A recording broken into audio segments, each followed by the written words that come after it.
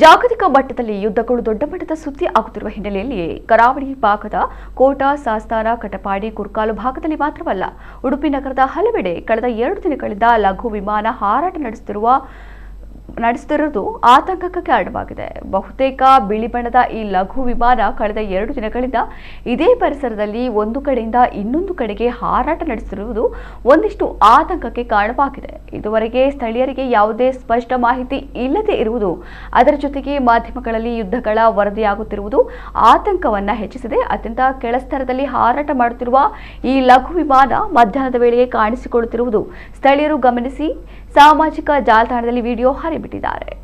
ಆದರೆ ಕರಾವಳಿ ಹಾಗೂ ಮಲೆನಾಡು ಭಾಗದಲ್ಲಿ ಸರ್ವೆ ನಡೆಸುವ ಉದ್ದೇಶದಿಂದ ಈ ರೀತಿ ವಿಮಾನ ಹಾರಾಟ ನಡೆಯುತ್ತಿದೆ ಎಂದು ಜಿಲ್ಲಾಡಳಿತ ತಿಳಿಸಿದೆ.